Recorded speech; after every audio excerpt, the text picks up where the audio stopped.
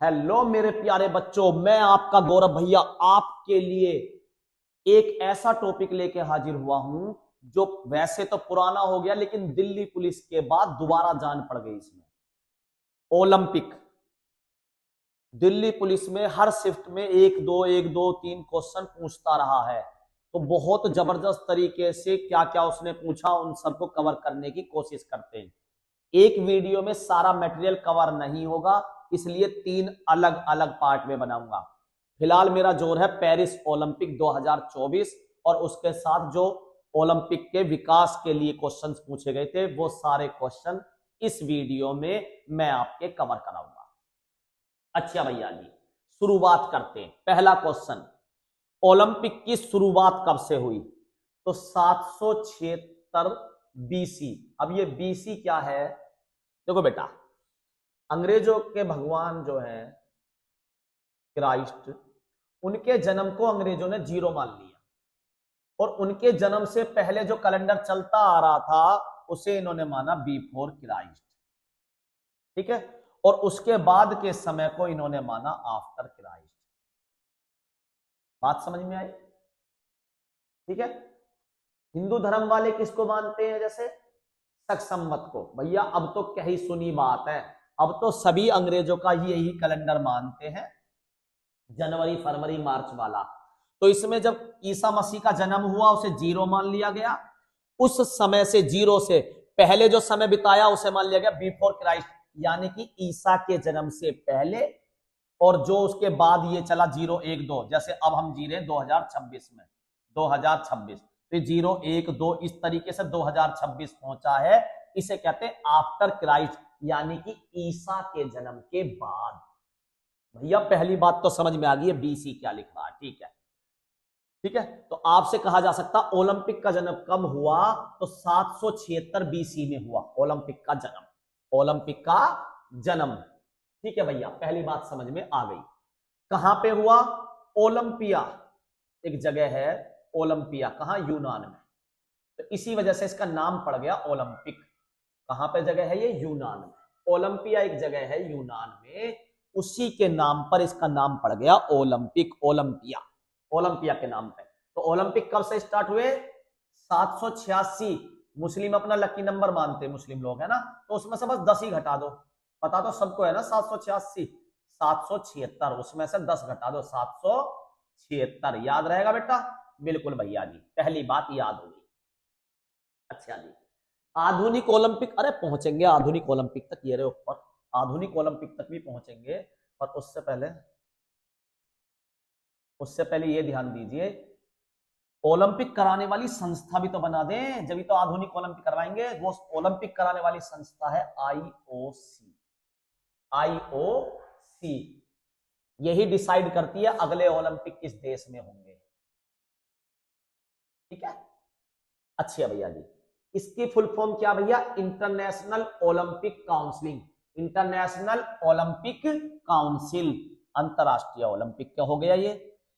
इसकी स्थापना कब हुई? 1894 में। आईओसी की स्थापना कब हुई? 1894 में।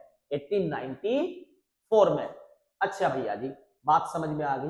कहां पे इसका मुख्यालय है? तो लोसेन में, लोसने। अध्यक्ष कौन थे पहले? थॉमस बॉक।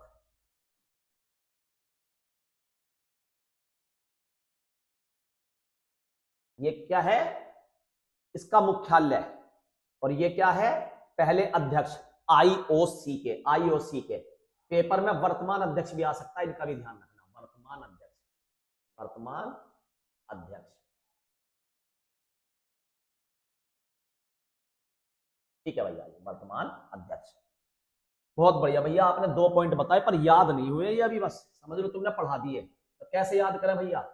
786 मुस्लिमों का लकी नंबर है, उसमें से 10 घटा दो जब से हुआ ओलंपिक का जन्म, यानी कि 776। 776, 776, 776 ओलंपिक का जन्म हुआ। कहां पे हुआ? ओलंपिक के नाम पे हुआ। ठीक है, ओलंपिया में। ओलंपिया, ओलंपिया, ओलंपिया कहां का शहर है भैया? ओलंपिया है यूनान का। ओलंपिया है यूनान। यूनान। ओलंपिक खेल रहा है तो नान खा के, यूनान, यूनान। ओलंपिक खेलना है तो नान खा के। अच्छा भैया जी, आईओसी की स्थापना, IOC 1894 Olympic association corporation, international Olympic council, international Olympic counselling, A 1894 कहां पर हुआ? लोसेन, ठीक है, लोसने, सॉरी सेन नहीं, लोसने, ठीक है जी। अध्यक्ष कौन है? अध्यक्ष थॉमस बॉक, ठीक है। आगे चलते भैया जी, आधुनिक ओलंपिक का कब जन्म हुआ? 1896, यानी कि 1900 से केवल 4 साल पहले, 1900 से केवल 4 साल पहले, 1900 में से 4 घटा दो, 1900 में से 4 घटा दो, -4, 1896 में हुआ था आधुनिक ओलंपिक का आरंभ, आधुनिक ओलंपिक का आरंभ, आधुनिक ओलंपिक का आरंभ, ओलंपिक, आधुनिक ओलंपिक का आरंभ 1900 में से 4 घटाने पर हुआ। कहां पर हुआ? एथेंस में हुआ था भैया, एथेंस, एथेंस में हुआ था, एथेंस। अच्छा भैया जी, आधुनिक ओलंपिक के जनक कौन है? आधुनिक ओलंपिक के जनक है पिएरे, मुझे बहुत प्यारे आधुनिक ओलंपिक जनक, Pierre de Coubertin, Pierre de Coubertin, Pierre de Coubertin, Pierre de Coubertin, Pierre de Coubertin. याद हो गया? बिल्कुल याद हो गया भैया, अब क्या आया मजा सा। आधुनिक ओलंपिक के जन्म कहां पे हुआ? एथेंस में हुआ, एथेंस। कहां हुआ? एथेंस में। जनक कौन है? प्यारे, जनक मेरे प्यारे हैं, Pierre de Coubertin, Pierre de Coubertin, Pierre de Coubertin है मेरे प्यारे। 4 कम 1900 में, 4 कम 1900 में, बिल्कुल याद हो गया भैया।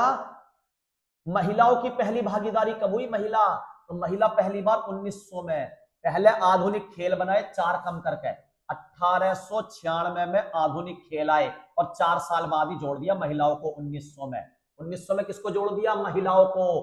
पहली भागीदारी कहां पर हुई? पेरिस में। कहां पर हुई? पेरिस। कहां पर हुई? पेरिस। कहां पर हुई? पेरिस में हुई। अच्छा भैया, बिल्कुल रट गया, बिल्कुल रट गया। अच्छा भैया जी, 1928 में ये मसाल जलती है ना, मसाल, ये मसाल कैसे होती है? ये मसाल भैया कब से शामिल हुई? 1928 से, 1928। ये पूरी दुनिया के जितने भी ओलंपिक देश ओलंपिक खेलते हैं सब में घूमती है बेचारी, कभी कभी ये सब में घूम जाती है, ठीक है। अच्छा भैया जी, लेकिन मैं जो बताना चाह रहा हूं जरा समझना। जैसे पिछले ओलंपिक कहां हुए थे भैया? ये मान लिया जापान में, टोक्यो जापान। कब के? 2020 के। 20 में लॉकडाउन था तो हुए थे 2021 में। सारी दुनिया में कोरोना, हम भारत में थोड़ी अकेले, सारी दुनिया में लॉकडाउन ना, तो 2020 में जापान में। अच्छा भैया जी, 2024 में कहां हुए? 2024 में भी तो बता रहा हूं, पेरिस ओलंपिक, पेरिस फ्रांस में, पेरिस, पेरिस फ्रांस 2024 में। अच्छा जी, बिल्कुल समझ में आ गया भैया। आज से 100 साल पहले 1924 में भी शायद पेरिस में ही हुए, बता दूंगा आपको। 1924 में भी कहां हुए? पेरिस में। आज से 100 साल पहले पेरिस। बस इसके ही 4 साल बाद, ये समझ लो, इसके 4 साल बाद आज 2024 पेरिस ओलंपिक हुए 33वें नंबर के। कौन से नंबर के थे ये? 33वें। कौन से नंबर के थे? 33वें। 2020 जापान में हुए थे 32वें। 32 लोग पान खा गए, 32 लोग पान खा गए जापान। 33 में कहा हुए? पेरिस फ्रांस में। आज से 100 साल पहले 1924 में भी हुए। और बस इसमें 4 जोड़ दो, वहीं से ही मसाल चालू हुई, मसाल चालू हुई थी वहीं से ही। और ये कैसा दी जाती है? जैसे अब पिछली बार करवाए जापान ने, तो ये मसाल जापान पहुंची होगी सबसे लास्ट में, ठीक है। और जापान से फिर ये चल दी होगी घूमती घूमती, अब कहां पहुंची होगी? 2024 में। 2024 में पहुंची होगी ये पेरिस में, जो देश आयोजक होता, ठीक है। लेकिन भैया जब ये घूमने के लिए निकलती है मसाल, जब ऐसा होता, लेकिन वरना तो क्या होता? जिस देश में आयोजन हुआ है वो देश अगले आयोजन देश को, जो अगला आयोजक देश है, उसे ये मसाल सौंपता है, उसे ये मसाल सौंपता है निशानी के तौर पर कि अगले ओलंपिक आपके यहां है। तो समझ गए मसाल का काम, ठीक है। हाँ, कहां से शुरू हुई? 1928 में एमर्सडन में। एमर्सडन, एमर्सडम में, एमर्सडम, ठीक है। 1928 में शुरू हुई मशाल जलाने की प्रक्रिया, ठीक है। क्या आप जानते हैं 23 जून को ओलंपिक दिवस मनाया जाता है, यानी कि ओलंपिक दिवस किस दिन मनाया जाता है? 23 जून को। 23 जून को ओलंपिक दिवस कब मनाया जाता है? 23 जून को। तो मैं समझ सकता हूं आप ओलंपिक की यात्रा समझ गए होंगे। भारत इसमें कहां से स्टार्ट होता है? 1928 से स्टार्ट होता है, ठीक है। भारत को मैं अभी नहीं जोड़ रहा इसमें, अभी केवल पेरिस ओलंपिक पे बात करूंगा।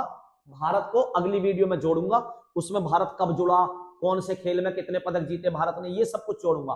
अलग अलग में इसलिए बनाया जिससे कि इजी रहे, समझ में आए चीजें, बिल्कुल सिंपल लैंग्वेज में रहे और चीजें समझ में आए। थोड़ा सा काम ही तो बढ़ जाएगा, 2-3 वीडियो और बढ़ जाएंगी, इससे क्या पता। कि देखो बेटा जरा, अभी मैंने आपको बताया ओलंपिक में मशाल कब से आई? मशाल भैया मशाल आई ही आपने बताया 1928, यानी कि 2024 पेरिस ओलंपिक। और आज से 100 साल पहले भी पेरिस में ओलंपिक हुआ था, 1924 में पेरिस ओलंपिक। अच्छा भैया जी, ओलंपिक 4 साल में एक बार होता, 4 साल में एक बार, 4 साल में एक बार, 4 साल में एक बार होता ओलंपिक। आज तक केवल ओलंपिक 2 बार ही नहीं हुआ पाया, विश्व युद्ध के समय 1940 का और 1944 का, वरना ओलंपिक रुकता नहीं है, कुछ भी होता रहे, चलता रहता, चलता रहता। ओलंपिक ध्वज का प्रयोग 1920 में। अच्छा देखो जरा, एक नीचे क्वेश्चन बेहतरीन आया, ये बात समझ में आई। अब तक द्वितीय विश्व युद्ध के कारण यहाँ पे ओलंपिक रुका, वरना ओलंपिक हर साल होते रहे जब से आधुनिक ओलंपिक शुरू हुए। कब से शुरू हुए आधुनिक ओलंपिक? मैं आपको पिछली वीडियो में, अभी पिछली वीडियो में कर रहा हूं, पिछली स्लाइड में बता चुका हूं। देखो जरा ये भैया, आधुनिक ओलंपिक आपने बताए थे कि 1900 में से 4 घटा देना, तो ये तो बनेगी आईओसी की संस्था। 1900 में से 4 घटा देना, ठीक है, तो ये बन जाएगी आधुनिक ओलंपिक। 1896 आधुनिक ओलंपिक, 1900 में से 4 घटा दिया तो आधुनिक ओलंपिक चालू हो जाएंगे। आधुनिक कहां से चालू होंगे भैया? एथेंस से, एथेंस, एथेंस से चालू हो जाएंगे, एथेंस से। और आधुनिक ओलंपिक के जनक बताए थे Pierre de Coubertin, Pierre de Coubertin, Coubertin, ठीक है, कुबर्टिन, ठीक है। आगे चलते हैं मेरे प्यारे बच्चों। ओलंपिक, आधुनिक ओलंपिक के बाद मैंने बताया था फिर महिला कब शामिल हुई? महिला पूरे 1900 में, महिला पूरी 1900 में शामिल हुई थी, ठीक है। उसके बाद मैंने बताया था मशाल वाला, ठीक है, मशाल वाला एमएसडी में। अब मैं बताने जा रहा हूं आपको ध्वज। भैया राष्ट्रीय ओलंपिक ध्वज क्या होता? ये समझ लीजिए पूरा सफेद झंडा होगा, एक सफेद। ये किस रंग का होगा? बेशक मैं रेड रंग से बना रहा हूं, ये होगा सफेद। ये मैं अभी आपको बना के दिखाता हूं।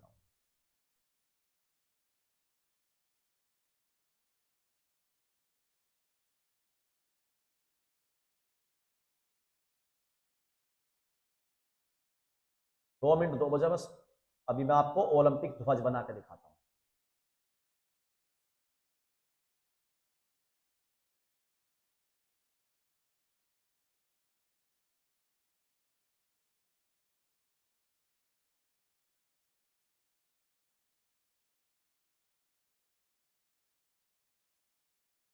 दो ही मिनट दो।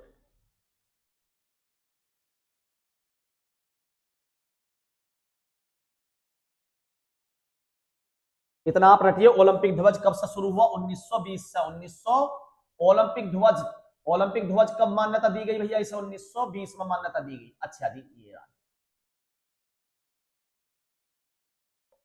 ये समझ लो, ये पूरी दुनिया शांति का प्रतीक है, पूरी दुनिया। इसमें कहा गया भैया, क्या कहा गया पहले ये समझना, इसमें 7 महाद्वीप को शामिल करा गया, महाद्वीप। अब 7 महाद्वीप में से एक पे जीवन नहीं है। कौन से पे जीवन नहीं है बेटा? आपको बताया था मैंने, अंटार्कटिका पे जीवन नहीं है, अंटार्कटिका, अंटार्कटिका महाद्वीप पर जीवन नहीं है, तो उसका छलना नहीं होगा। बाकी कितने बचे? 6 छल्ले। अभी छल्ले बताऊंगा भैया। 6 छल्लों में से अमेरिका, अमेरिका के दोनों छल्ले एक ही, अमेरिका, उत्तरी अमेरिका और दक्षिणी अमेरिका को एक में जोड़ कर दिखाया गया, तो कितने छल्ले हो गए? 5। अलग अलग रंग के छल्ले हैं पांचों, ठीक है भैया। एक एक करके बताइए। सबसे पहले ले लेता हूं नीला, नीला, नीला है यूरोप का। नीला किसका है? यूरोप का। नीला किसका है? यूरोप का। नीले के बाद लेते पीला, पीला किसका है? एशिया का। पीला किसका है? एशिया का। पीला किसका है? एशिया का। ये ओलंपिक ध्वज बना रहा हूं एक तरीके से आइडिया रफली। नीला, इसमें नीला चक्र जो है, ये नीला गोला, ये किसका प्रतीक है भैया? यूरोप का। नीला यूरोप का, और पीला किसका? एशिया। पीला एशिया। पीला है एशिया, पीला है एशिया। पीलिया पड़ गया एशिया वालों को, पीलिया हो गया एशिया वालों को। नीला है यूरोप, नीला है यूरोप का। अच्छा भैया जी आगे चलते हैं। काला, काला अंधा, काला कहते हैं अंधे को। अंध महाद्वीप अफ्रीका। अंध महाद्वीप कौन सा? अफ्रीका। अंध महाद्वीप कौन सा? अफ्रीका। आगे ले लेता हूं, आगे ले लेते हैं हरा। हरा तो नीला ले लिया, हरा ले लेते हैं। हरा, ये लो हरा। लो जी भैया जी, भैया हरा है ऑस्ट्रेलिया का। हरा किसका है? ऑस्ट्रेलिया का। हरा किसका है? आप ही देखो भैया, हरा है ऑस्ट्रेलिया का। हरा किसका है? ऑस्ट्रेलिया का। हरा किसका है? ऑस्ट्रेलिया का। अब कौन सा बचा? रेड। अब कौन सा बचा? रेड। लाल। लो जी लाल बना देता हूं। बन गया ओलंपिक ध्वज। बन गया ओलंपिक ध्वज। सफेद रंग का पीछे कपड़ा होगा, उस पे 5 रंग के छल्ले होंगे। पांचों छल्ले किसको दिखा रहे होंगे? 7 महाद्वीप को। 7वां तो है ही नहीं। 7वां भैया कौन सा नहीं है? अंटार्कटिका। 7वां नहीं है अंटार्कटिका। बाकी कितने बच्चे? 6। 6 में से लाल को दिखाता 2। कौन कौन से को? उत्तरी को और दक्षिणी अमेरिका को। ये देखो जरा, उत्तरी और दक्षिणी अमेरिका महाद्वीप को। उत्तरी अमेरिका महाद्वीप और दक्षिणी अमेरिका महाद्वीप। ये लाल वाला किस किस को दिखाता है? उत्तरी अमेरिका और दक्षिणी अमेरिका। उत्तरी और दक्षिणी अमेरिका को। उत्तरी और दक्षिणी अमेरिका को। उत्तरी दक्षिणी अमेरिका को। ठीक है भैया जी। ये हरा किसको दिखाता? ऑस्ट्रेलिया को। ऑस्ट्रेलिया को। ठीक है जी। ये काला किसको दिखाता? अंध महाद्वीप। अंध महाद्वीप है अफ्रीका। अफ्रीका को। तो ये काला दिखाता अफ्रीका। अफ्रीका। और ये पीला, पीला दिखाता यूरोप को। पीला यूरोप को। अच्छा भैया जी, सॉरी, पीला एशिया को। सॉरी सॉरी बेटा, एशिया को। अभी गलती हो जाती, पूरी वीडियो खराब हो जाती। एशिया को। और नीला किसको दिखाता? यूरोप को। नीला दिखाता यूरोप को। और ये है फ्लैग। ये कब शामिल हुआ भैया जी? अभी आपने बताया तो भैया 1928 में मसाल शामिल हुई है। मसाल, मसाल शामिल हुई है। और ये शामिल हो गया 2020 में। 2020 में। 2020 में। कहां पे? एंटवर्प पे। एंटवर्प। एंटवर्प। एंटवर्प ओलंपिक्स है। ठीक है, ओके भैया। ये चार्ट भी याद हो गया अच्छे से। आगे चलते हैं।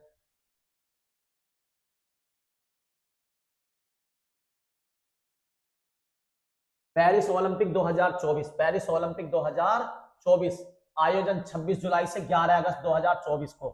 ठीक है जी। ये क्या है इसका? शुभांकर। ये क्या है इसका? शुभांकर।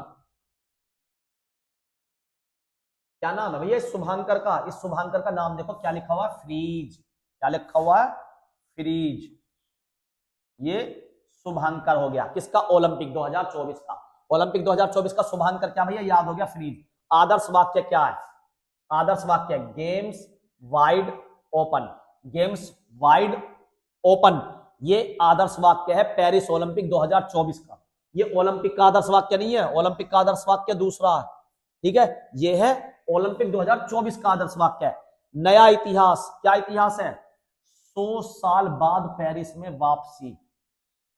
100 साल पहले मैंने बताया 2024 से 100 साल पहले 1924 में पेरिस में ओलंपिक हुआ था। नए खेल, कौन कौन से नए खेल पे 24 में शामिल करे गए पेरिस ओलंपिक में? ब्रेकिंग, सर्फिंग और स्केटबोर्डिंग। ये इधर दिख भी रहे होंगे, ये वाले चारों खेल। ठीक है, ब्रेकिंग, ये वाला कौन सा हो गया? सफरिंग। ये हो गया स्केटबोर्डिंग, जैसा जूते वो फिसलने वाले वो आता है लकड़ी का सा स्केटिंग, उसमें नीचे पहिए लगे होते हैं। और ये वाला क्या हो गया? क्लाइंबिंग, मतलब चढ़ना, ऐसा पकड़ पकड़ के चलते हैं वो ऊपर। ओलंपिक में शामिल हुए ये 4 नए खेल।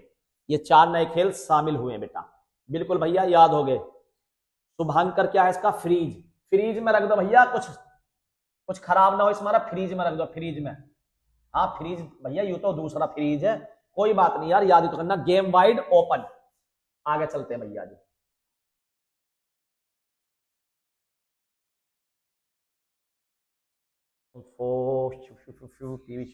ये गलत दे दिया बेटा। ठीक है, देखो, जब ओलंपिक में किसी देश की टीम खेलने जाती है तो कौन से देश की टीम किस क्रम पे जाएगी?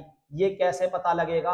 आपस में लड़ाई ना हो, इसलिए ओलंपिक क्या कहता, सब अपने इंग्लिश के अल्फाबेट के हिसाब से जाओगे। तो इंडिया किस पे जाएगा? आई के समय पे। इंडिया जाएगा आई के समय पे। तो इंडिया से लगभग इस बार 117 खिलाड़ी गए थे, ठीक है, 117। अब मैं बताना ये चाह रहा हूं, वो 117 खिलाड़ी एक साथ जाते जब नाम बोलेगा इंडिया का, ठीक है। नाम बोलते किस हिसाब से? अल्फाबेट के हिसाब से। पहले ए वाले का, फिर बी वाले का, फिर सी वाले का, फिर डी वाले का, ऐसे ही फिर आई वाले का। तो जब आई वाले का बोलेगा तो एक व्यक्ति झंडा लेकर जाता है। लेकिन भारत में ओलंपिक में थोड़े खिलाड़ी बढ़ने लगे हैं, तो एक की जगह इस बार 2 खिलाड़ी झंडा लेके गए थे शुरू में।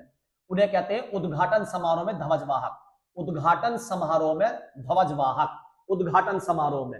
अच्छा भैया जी, तो उद्घाटन समारोह में हमारे 2 व्यक्ति थे जो झंडा का लेकर गए थे। एक थे पीवी सिंधु, पीवी सिंधु, ये खेलती है बैडमिंटन, ये खेलती है भारत के लिए बैडमिंटन, बैडमिंटन।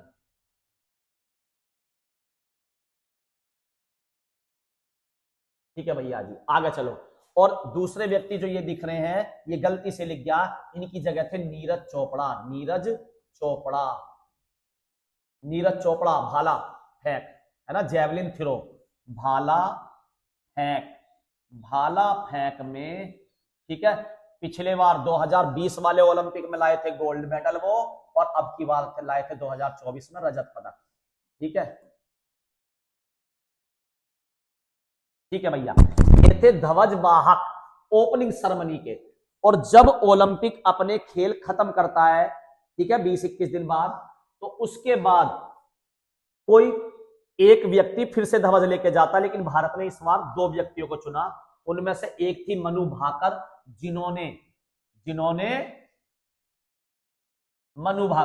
जिन्होंने एक ही ओलंपिक में 2 मेडल जीतकर भारत का रिकॉर्ड तोड़ दिया। आज तक भारत की किसी भी बेटी ने या बेटे ने यह कारनामा नहीं करा, एक ही ओलंपिक में 2 पदक, ठीक है। और इनके दोनों पदक कांस्य थे। ये कोई बड़ी बात नहीं कि कांस्य थे, लेकिन पदक जीता ये बहुत बड़ी बात है मेरी नजर में, ठीक है। ओलंपिक में खेलना ही अपने आप में बहुत बड़ी बात है। पूरी दुनिया के देशों के सारे खिलाड़ियों में आपकी गिनती जब सर्वश्रेष्ठ खिलाड़ी में होगी, जब जाके आप यहां ओलंपिक में पहुंच पाओगे। जीतना तो बाद की बात है, लेकिन ये दो बार जीत गई। एक ही ओलंपिक में 2 बार इन्होंने जो है कांस्य पदक पर निशाना लगाया। निशाना इसलिए कह रहा हूं, ये शूटिंग की है। और ये हमारे सिरजेश, सबके चहीते, अब तो इन्होंने संन्यास ले लिया, पीआर सिरजेश। ये हॉकी में, जैसे क्रिकेट में होता है ना विकेट कीपर, विकेट के पीछे खड़ा होता है विकेट कीपर बॉल पकड़ने के लिए, ऐसे ही हॉकी में गोल ना हो तो वो कौन बचाएगा? कीपर, ठीक है, जिसे हम क्या कहेंगे? Goal keeper. विकेट कीपर नहीं, गोल कीपर, गोल से बचाएगा वो, ठीक है। तो गोल कीपर थे भारत के और सबसे सीनियर प्लेयर थे। शायद इन्हें संन्यास देने के लिए एक मैच में कप्तान भी बनाया गया था, मेरे ध्यान नहीं है, ठीक है। वरना जो हरमनप्रीत थे सरपंच, वो हमारे कप्तान रहे ओलंपिक में, ठीक है। हॉकी टीम ने भी इस बार कांस्य पदक जीता। और बहुत सालों बाद ऐसा दोबारा करा है कि हॉकी में 2020 में भी कांस्य पदक जीता था इंडिया ने, और 2024 में भी कांस्य पदक जीत लिया। बहुत बढ़िया। तो ये थे हमारे क्लोजिंग सेरेमनी, समापन समारोह में ध्वजवाहक कौन? मनु भाकर और पीआर सिरजेश। पीआर सिरजेश, ब्रिजेश का नाम याद रख लो, सिरजेश, ब्रिजेश याद रखोगे, सिरजेश याद आ जाएगा। ये समापन समारोह में ध्वजवाहक थे, ये ओपनिंग सेरेमनी में पीवी सिंधु और नीरज चोपड़ा, ठीक है। आगे चलते हैं, गगन नारंग, ठीक है, शिव केसवन, ये क्या थे? चीफ डे मिशन, ठीक है। गगन नारंग शूटिंग से संबंधित है। ये इस टीम के जैसे मेंटोर बन के जाते हैं या सपोर्टर बन के जाते हैं, या उनकी देखरेख के लिए बहुत से आदमी जाते हैं प्लेयरों के साथ। तो चीफ डे मिशन उनमें से कौन थे? गगन नारंग। और डिप्टी चीफ डे मिशन कौन थे? शिव केसवन, ठीक है। ये नाम भी अपने आप में इंपॉर्टेंट है। आगे चलते हैं, पदक तालिका विश्व में दिग्गज, यानी कि पदक तालिका में कौन कौन से नंबर पे रहा और भारत कौन से नंबर पे रहा, इस पे बात करेंगे। तो अभी पहले पूरी दुनिया की बात कर लेते हैं, क्योंकि ये भी पूछा गया। ओलंपिक 2024 कौन सा था? Paris Olympic, Paris. इस पेरिस ओलंपिक में पहले नंबर पे कौन रहा? तो पहले नंबर पे रहा USA, United state of America. पहले पे कौन रहेगा, दूसरे पे कौन रहेगा, ये देखा जाता गोल्ड की संख्या से, किसने गोल्ड मेडल ज्यादा जीते हैं। लेकिन इस बार 40 गोल्ड जीते किसने? चीन ने। और 40 ही गोल्ड जीते किसने? यूएसए ने। अगर 40 की जगह 41 गोल्ड चीन के हो जाते तो वो पहले नंबर पर आ जाता, चाहे बेशक 44 रजत।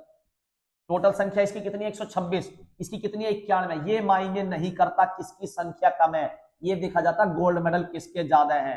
अगर ये एक भी मेडल नहीं जीतता और 41 के 41 गोल्ड जीत लेता, और ये बेशक जो ये है अमेरिका 40 गोल्ड और 44 सिल्वर जीत लेता, तब भी कौन पहले पे आता? 41 गोल्ड को लेके चीन पहले पे आता। तो बात समझ गए, जिस देश के गोल्ड ज्यादा है वो पहले पे, फिर दूसरे पे, फिर तीसरे। अगर बराबर गोल्ड हो, जैसे अब गोल्ड बराबर है, तो फिर देखा जाता गोल्ड बराबर है 40-40, तो सिल्वर किसके ज्यादा है? सिल्वर 44 और यहां 27, तो सिल्वर किसके ज्यादा हो गए? यूएसए के। इसलिए यूएसए ऊपर है, इसलिए यूएसए ऊपर है। अगर यहां पे भी ये पीछे हो जाता और ये आगे निकल जाता तो टोटल पदक मायने नहीं रखते, चीन ऊपर हो जाता। समझ में आई बात क्या कहना चाह रहा हूं? बिल्कुल समझ में आ गई होगी। आगे चलता हूं। गोल्ड मेडल जीतो ज्यादा है और ऊपर पहुंचो। पहले पे अमेरिका, दूसरे पे चीन, तो तीसरे पे जापान, तीसरे पे जापान। भारत रहा था 71, 71वें पे। अभी आगे पढ़ते तो शायद देखेंगे। अच्छा, एक पॉइंट बताना भूल गया। देखो, दिल्ली पुलिस में क्वेश्चन आया था, इसलिए मैं यहीं के हैंड टू हैंड बता देता हूं। सबसे ज्यादा मेडल आज तक ओलंपिक में कौन जीता है? तो तैराकी में जीते हैं, तैराकी में माइकल फेल्प्स, यूएसए के माइकल फेल्प्स। यूएसए का नहीं, ऑस्ट्रेलिया का होना चाहिए। माइकल फेल्प्स, चेक कर लेना शायद। ठीक है, यूएसए के हैं या ऑस्ट्रेलिया के, तैराक है ये। ठीक है, इन्होंने अब तक ओलंपिक में लगभग 28 मेडल जीते हैं, जिसमें से 21 के आसपास तो गोल्ड ही है। ठीक है, बहुत धुआंधार मचा रखा है इन्होंने। बीजिंग ओलंपिक 2008 में एक ही ओलंपिक में इन्होंने 7 गोल्ड जीत लिए थे, 7 या 8 गोल्ड। ठीक है, पुरानी बात होगी, मुझे याद नहीं है, लेकिन ये दिल्ली पुलिस में क्वेश्चन आया था सबसे ज्यादा पदक जीतने वाला प्लेयर कौन है? Michael Phelps. क्या है ये? तैराक। किसमें है ये? तैराकी, तैराकी में है ये। अच्छा भैया जी, तो सबसे ज्यादा गोल्ड जीतने वाले भी यही है। इन्हें क्या कहा जाता है? Flying fish, flying fish. अब क्या बताना चाह रहा हूं मैं, इस बार भी जो बेस्ट वो रहा है एथलीट, वो बेस्ट एथलीट तैराकी से ही रहा है। तैराकी कितने मेडल जीते हैं जरा देखिए? 4 गोल्ड, 1 ब्रॉन्ज। सर्वाधिक पदक जीतने वाले एथलीट है, नाम क्या है? Leon Merchant, Leon Merchant, Leon Merchant. कहां के हैं ये? फ्रांस के तैराक है, फ्रांस के। ठीक है, फ्रांस के तैराक हैं। तो 2024 का सबसे बेस्ट एथलीट कौन रहा? Leon Merchant, Leon Merchant, Leon Merchant. याद रहेगी बात बेटा, लियोन मर्चेंट याद रहेगी भैया। आगे चलो, तो बहुत बढ़िया, लियोन मर्चेंट फ्रांस के हैं। अब बात करते हैं भारत की स्थिति की। भारत, बिल्कुल भैया, भारत को कैसा भूल जाएंगे। लो जी, मैंने बताया था भारत कौन से नंबर पर रहा? 71वें नंबर पर। भारत कौन से नंबर पर रहा? 71वें नंबर पर रहा। भारत रहा 71वें नंबर पे, 71, 71। बहुत बढ़िया भैया जी। कितने मेडल जीते? टोटल जीते 6, टोटल जीते 6। इस बार गोल्ड नहीं जीत पाए, पिछली बार गोल्ड जीते थे 2020 में। कौन जीता था 2020 में? भैया नीरज चोपड़ा, नीरज चोपड़ा। ठीक है, जैवलिन थ्रो में। अब की बार वो रजत पदक जीत पाए, तो गोल्ड 0 रह गए, सिल्वर, सिल्वर 1 हाथ आया, वही नीरज चोपड़ा। और नीरज चोपड़ा लगातार 2 ओलंपिक में 2 पदक जीतने वाले भारतीय बन गए हैं। ठीक है, 2 ओलंपिक में लगातार 2 पदक, ऐसा कारनामा भी कोई नहीं कर पाया, 1 गोल्ड 1 रजत। ठीक है, आगे चलते हैं। ब्रॉन्ज कितने मेडल? ब्रॉन्ज, अब एक बात, टोटल 6 जीते, 1 सिल्वर हो गया, गोल्ड 0 है, तो बाकी कितने बचे? 5। तो ब्रॉन्ज मेडल कितने हो गए? 5। ब्रॉन्ज मेडल कितने हो गए? 5। भैया याद हो गया। Gold 0, silver 1, bronze 5, total 6, total 6। Gold 1, silver 2, ओ silver, gold 0, gold 0, silver 1, silver 1, bronze 5, total 6। तुलना करते हैं, टोक्यो ओलंपिक में भारत 48वें स्थान पर आता, 48। अब कौन से स्थान पे है? 71। और 2020 में कौन से पे था? 48। वजह मैंने बताया, गोल्ड मेडल गिना जाता, गोल्ड गिनते ही आप ऊपर आ जाओगे, गोल्ड। क्योंकि अगर किसी ने 10 मेडल भी जीते हैं, 10, भारत ने जीते 7, किसी ने 15 भी जीते, अगर उसने गोल्ड नहीं जीता है तो वो भारत से नीचे ही रहेगा, वो भारत से नीचे ही। तो भारत ने गोल्ड जीत लिया था पिछली बार, इस वजह से कौन से नंबर पे आ गया था? 48वें नंबर पे। अब की बार कौन से पे? 71 पे। ठीक है, आगे बात समझ में भैया यहां तक भी। पिछली बार एक गोल्ड था इसमें, बाकी अदर थे। गोल्ड किसने जीता था? वही नीरज चोपड़ा जी ने। इस बार कौन सा जीता उन्होंने? सिल्वर। अच्छा भैया जी, आगे चलते हैं। दल कितने एथलीट का था? 117 प्लेयर थे, इनके साथ और भी रहे होंगे। कितने खेलों में शामिल हुआ भारत? 16 खेलों में शामिल हुआ। कितने? 16 खेलों में शामिल हुआ, 16 खेलों में। ठीक है भैया जी, आगे चलते हैं। ग्लोबल रैंकिंग मैं बता ही चुका, विश्व में 71वीं रैंकिंग है, ये लिखा हुआ बेटा। आगे मेरे प्यारे बच्चों, अब भारत का पढ़ते हैं, किसने कौन सा मेडल जीता। आइए, सबसे ज्यादा मेडल शूटिंग में ही जीते गए हैं। खेल शूटिंग, निशानेबाजी, पदक कांस्य। अच्छा, क्या है हेडिंग?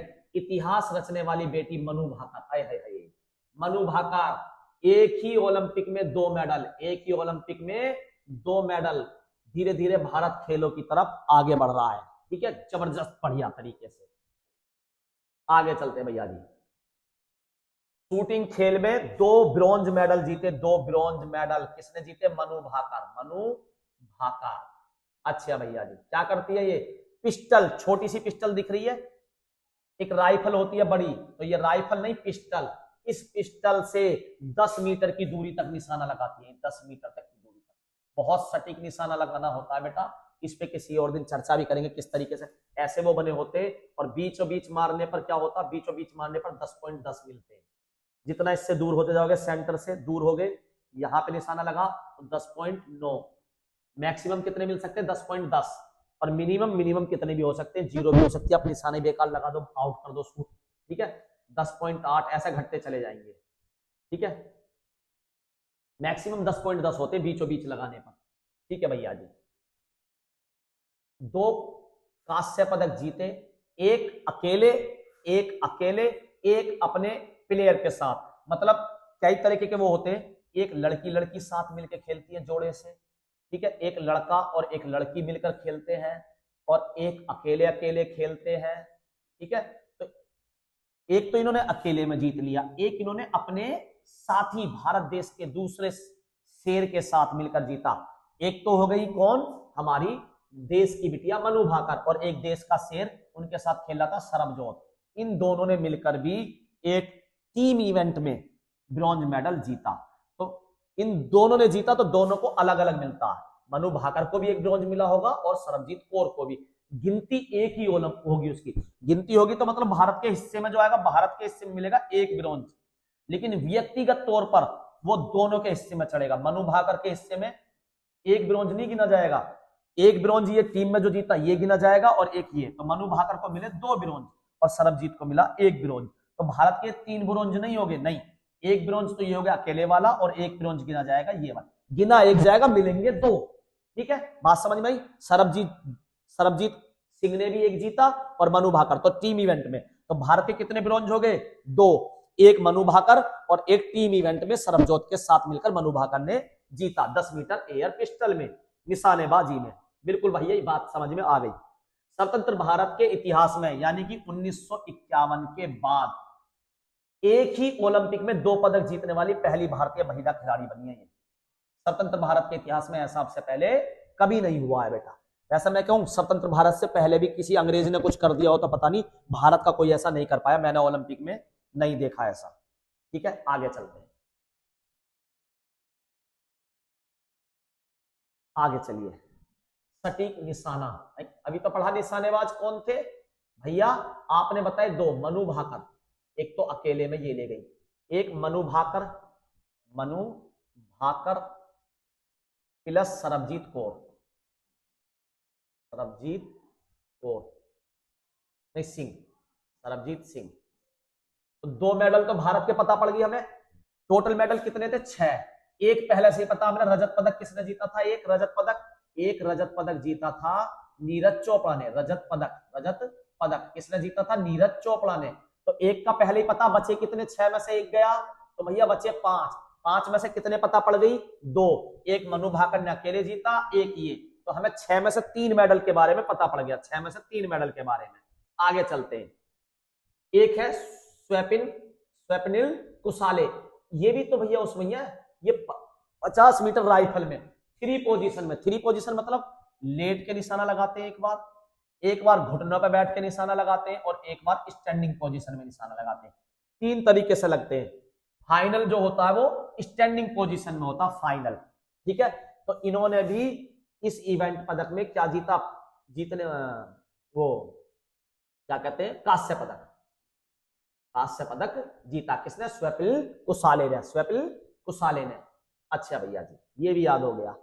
इस इवेंट में पदक जीतने वाले पहले भारतीय बने वो इस इवेंट में मतलब भैया इस इवेंट में तो अभिनव बिंद्रा भी जीते थे। अभिनव बिंद्रा कब? 2008 में, और वो तो गोल्ड जीते हैं, गोल्ड मेडल।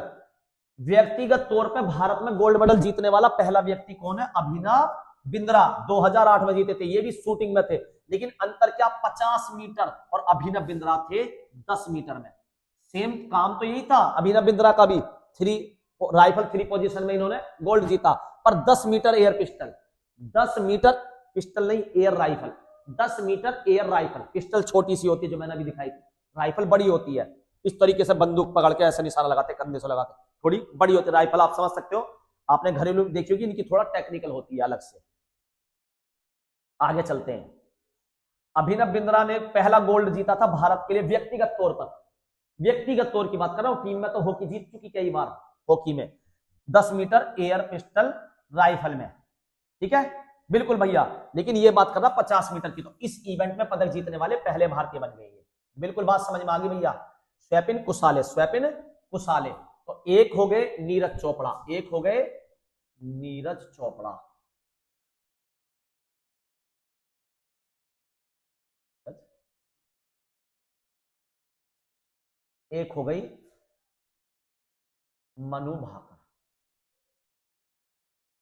मनु भाकर किससे है? निशानेबाजी से।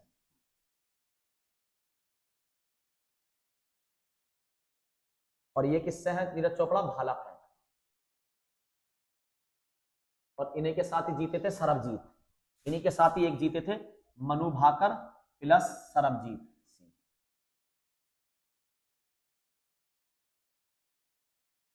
सिंह। तो 3 मेडल हो गए। अब एक चौथा, इन्होंने जीता क्या था? इन्होंने जीता था रजत, सिल्वर, इन्होंने ब्रॉन्ज। सिल्वर ही था, एक गोल्ड था ही नहीं, बाकी सब ब्रॉन्ज है। एक सिल्वर याद कर लेना, बाकी सबका ब्रॉन्ज। और एक ये हो गया स्वप्निल,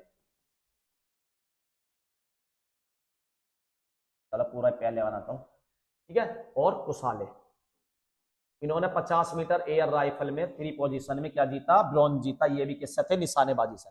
1 2 3 4 रह गए 2, अभी बताता हूं जरा इसे। पहले इंपॉर्टेंट पॉइंट पढ़ ले। भारतीय हॉकी टीम कांस्य पदक, स्पेन को हरा के भारतीय टीम ने भी जीत लिया।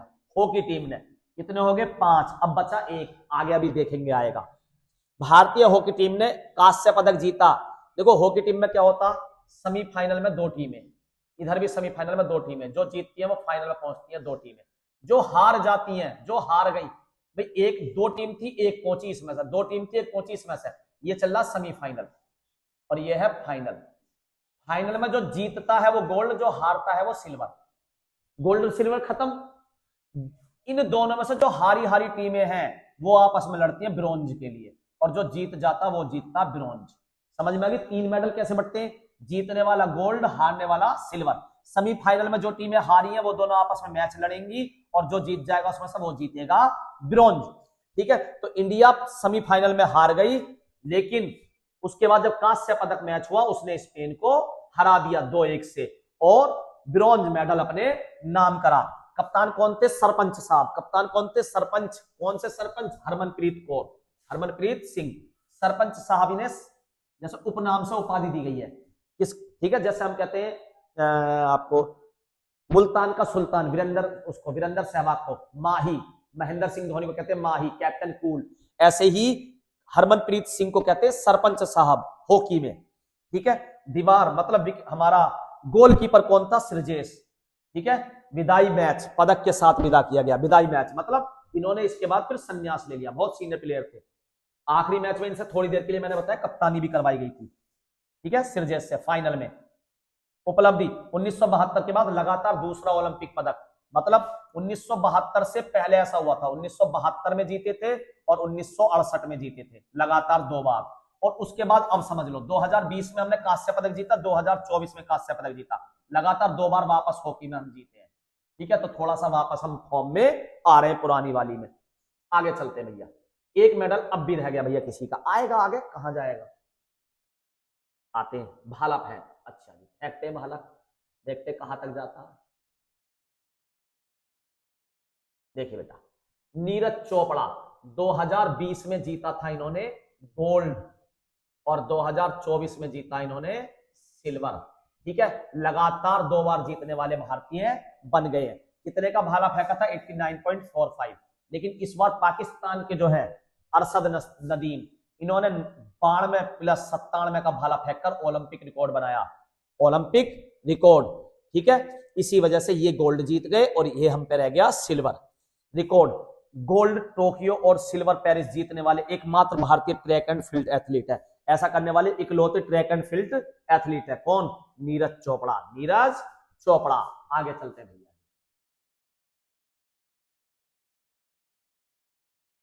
पदक कांस्य, ये और आ गया, ये कुश्ती कम उम्र का लड़का कर गया धमाल, ठीक है। क्या नाम है? अखाड़े का सबसे युवा सितारा, मतलब सबसे कम उम्र में भारतीय, सबसे कम उम्र के भारतीय रिकॉर्ड, भारत के सबसे युवा पदक विजेता 21 वर्ष के, और क्या जीत लिया? Bronze medal. नाम क्या है? अमन सहरावत, अमन सहरावत, हरियाणा, ठीक है, हरियाणा। वाह मेरे माटी के लाल, अमन सहरावत 21 साल के और ब्रॉन्ज मेडल जीत लिया। कितने में? 57 किलोग्राम में कुश्ती में, 57 किलोग्राम कुश्ती में। 2008 से लगातार, ध्यान रखना, 2008 बीजिंग ओलंपिक, 2008 में ओलंपिक हुए थे बीजिंग में, ठीक है, 2008 में। और 2008 के बाद हुए 2012 लंदन में हुए, 2000 ये बीजिंग चीन में और ये लंदन में हुए थे। फिर 2016, फिर ऐसे 2016 हुए थे शायद ब्राजील में, रियो डी जेनेरियो में शायद। क्या है इसलिए नहीं रहा? क्योंकि एशियाई खेल भी हुए थे और कॉमनवेल्थ भी, कौन सा कहां मुझे नहीं पता, तो इसका आप चेक करेंगे। लेकिन 2020 वाले मैंने बताया 21 में हुए थे, कहां पे? जापान। और 2024 1 2 3 4 5 लगातार 5 ओलंपिक से कुश्ती में कोई ना कोई पदक लाई रहा, हर ओलंपिक में, हर ओलंपिक में कोई ना कोई पदक लाई रहा 2008 से। मैं ये कहना चाह रहा हूं, समझ में आ गई बात? हाँ जी, कभी कोई कभी कोई। वेरी गुड भैया जी, सारे के सारे पदक हो गए, पहले 5 करवा चुका था, छठा ये हो गया, ठीक है, बहुत बढ़िया भैया। आगे चलते हैं, अटूट हौसला, आए है इसकी स्टोरी क्या कहना। इसे सुनो बेटा, हर उस पढ़ने वाले बच्चे को सुननी चाहिए जो ये कहता भैया पढ़ना बस की नहीं है, या 2 घंटे में थक गए, 4 घंटे में। इस स्टोरी को सुनना जरा। ये लड़की, इसके साथ 1-2 इसके साथ खेलने वाली खिलाड़ी इल्जाम लगाती है कुश्ती संघ के अध्यक्ष पर, कुश्ती संघ के अध्यक्ष पर। नाम है ब्रजभूषण, नाम है ब्रजभूषण, ब्रजभूषण सिंह। क्या कहती है ये कुश्ती संघ के अध्यक्ष है? ये कहती है ये महिलाओं को खिलाने के बदले, उन्हें किसी बड़े खेल में भेजने के इवेंट के बदले उनके साथ बदतमीजी करते हैं। समझदार बच्चे हो, समझ गए होगे मैं क्या कहना चाह रहा हूं, ठीक है। इसके लिए विनेश फोगाट और उनकी 1-2 साथी, 1-2 पुरुष साथी भी इनके सपोर्ट में आए, और वो क्या हुआ, दिल्ली में जंतर मंतर पे धरने के लिए बैठ गए। सरकार को करना चाहिए था इन्हें पुलिस में भेज के जांच, इन्हें जेल भेजे और जांच हो। सरकार ने उल्टा क्या करा, कुछ दिन तक देखा मामला और उसके बाद पुलिस को भेजकर लड़कियों की छाती पर लात रखकर उस पुलिस ने इन्हें उठाया। आप समझना, जिस बच्चियों की छाती पर लात रखी गई हो पुलिस की, वो किस हद तक शर्मसार हुए होंगे। और इस शर्मसार का बदला लेने के लिए इन्होंने कसम खा ली कि हमें ओलंपिक में खेलना ही है। इन्होंने उसी दिन से ट्रेनिंग बिल्कुल जी जान से चालू कर दी और उस ट्रेनिंग का फल ये हुआ, इन्हें सरकार ने प्रेशर डाला आप 57 किलो में खेलो, ये बोली नहीं हम 52 किलो में खेलेंगे। अब ये ब्रजभूषण किसी और को 52 किलो में भेजना चाह रहा था, लेकिन विनेश फोगाट अड़ गई, मैं 52 किलो में ही खेलूंगी। दिक्कत ये थी जब इनके ट्रायल हुए खेल भेजने के लिए कौन अच्छा खेल रहा, विनेश फोगाट ने सबको धूल चटा दी। इतनी जबरदस्त ट्रेनिंग यहां करी, सबको धूल चटा दी। अब मजबूरी में इन्हें ओलंपिक भेजा जाता है। भेजे जाने के बाद ये अपने सारे मैच जीत जाती है और उसमें एक मैच ऐसा भी होता है जो जापान के प्लेयर के साथ होता है, जो आज तक अपना एक भी मैच नहीं हारी है, एक भी मैच नहीं हारी थी। विनेश फोगाट जब वहां जाती है तो इनका हारना तय माना जाता है कि ये बच्ची अब बाहर हो जाएगी, मजा आ जाएगा। दुश्मन खुश थे कि कुछ करेगी तो हमें जवाब देना पड़ेगा, बच्ची को क्यों नहीं खिला रहे थे, क्यों शोषण कर रहे थे। आखिरकार ये उस मैच को भी एक तरफा जीत जाती हैं और उस प्लेयर को, वर्ल्ड के नंबर 1 प्लेयर को धूल चटा देती हैं। अब वो खतरे की, अब वो समा आता जो हमें दुख देता, हर भारतीय को दुख देगा, हर भारतीय को दुख देगा। वो समय क्या है, ये 52 किलो में खेल रही होती है, एक दिन में 3 कुश्तियां करती हैं, उससे पहले भी एक दिन में 2 कुश्तियां करती हैं। इससे अगले दिन इनका फाइनल होना था, फाइनल के लिए सिलेक्ट हो जाती है। लेकिन जब भी प्लेयर मैच खेलता है उससे पहले वजन होता है, उससे पहले वजन होता है। अब जब 3 कुश्तियां खेलती हैं आदमी तो पसीना आएगा, थकान होगी तो कुछ खाएगा ना, तो जैसे ये कुछ खाती हैं, अब ये तो पता नहीं इनके खाने में कुछ मिला दिया गया या इनसे ही गलती हुई, खाना गलत खाया, ठीक है। इनका वजन काफी बढ़ जाता है, जो 52 किलो से नीचे नीचे रहना चाहिए था वो 52 किलो से बढ़कर 56-57 किलो तक पहुंच जाता है। अब दिक्कत ये थी कि अगले दिन सुबह, अभी तक इन्हें कुछ नहीं पता होता, इनका वजन बढ़ता जाता है 57-58 धीरे धीरे। अगले दिन सुबह 8 बजे, वैसे तो 6 बजे होना था वजन, जब इन्होंने टाइम मांगा तो थोड़ा दे देते टाइम, चलो 1 घंटे बाद आपका वजन कर लेंगे। सुबह 8 बजे से पहले पहले इन्हें अपना वजन करवाना था फाइनल खेलने के लिए।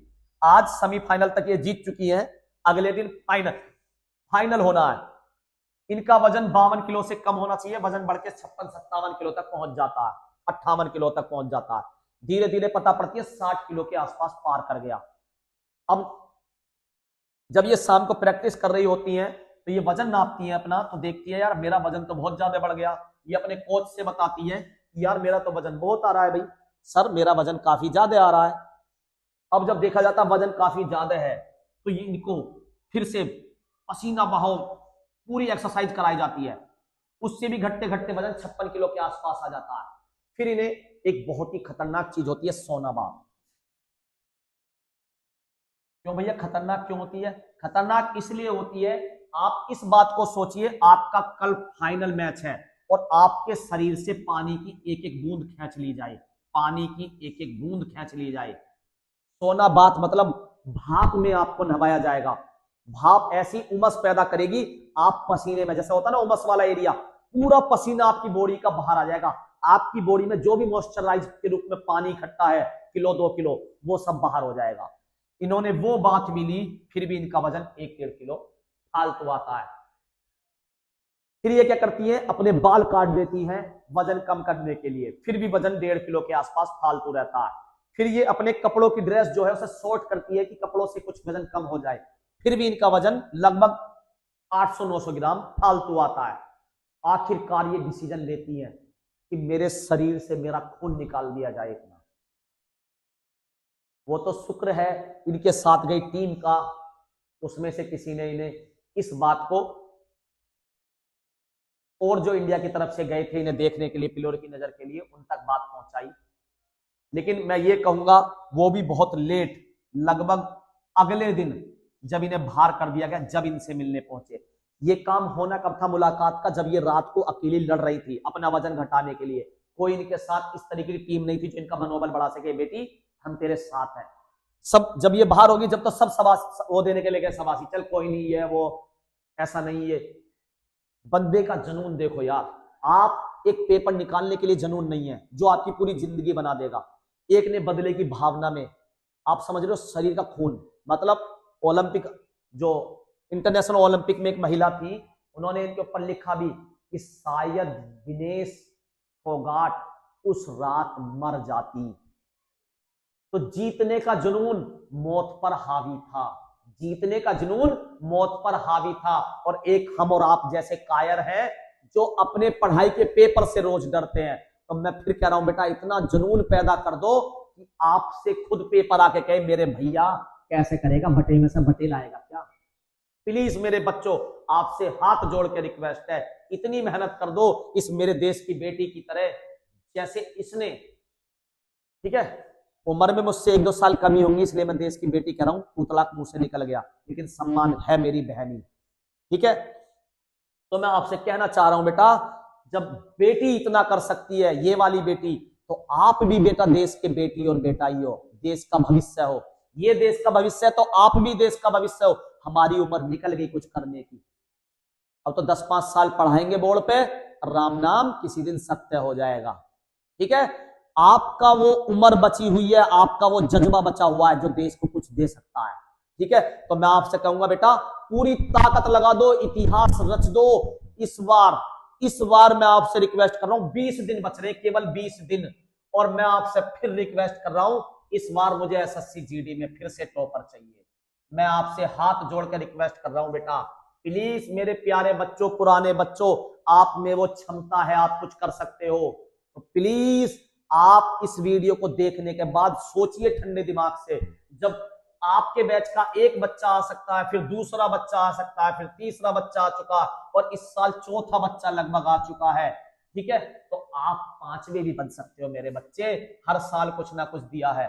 ठीक है, तो प्लीज मेहनत करिए, जुनून देखिए किसी बच्चे का, तो आप भी ऐसा जुनून पैदा करिए। ठीक है, भारत 140 करोड़ की आबादी आज की है, और गोल्ड मेडल हमारा क्या है? 0। क्या है? 0। तुलना Bharat 0 gold, west Dominica Grenada 1 gold, और आबादी कितनी है जरा देखना, 1 लाख से कम, 1 लाख से डोमिनिका ग्रेनाडा, इस देश ने 1 गोल्ड मेडल जीता, आबादी 1 लाख से कम। हम 140 करोड़, गोल्ड 0। कारण क्रिकेट पर अत्यधिक ध्यान और अन्य खेल, तैराकी, एथलेटिक का अभाव। निष्कर्ष, चीन और अमेरिका की तरह खेलों में विविधता लाना अनिवार्य है। मतलब एक ही खेल के पीछे पड़ गए, क्रिकेट क्रिकेट क्रिकेट, तैराकी भी सीखो, साइकिलिंग भी सीखो, स्केटिंग भी सीखो। ठीक है, बहुत सारे खेलों में जब अलग अलग पार्टिसिपेट करोगे, जब ही हमारा कुछ हो पाएगा। ठीक है, आगे चलिए मेरे प्यारे बच्चों, रिकॉर्ड्स और भविष्य की राह। नोवाक जोकोविच टेनिस में गोल्डन स्लैम पूरा किया।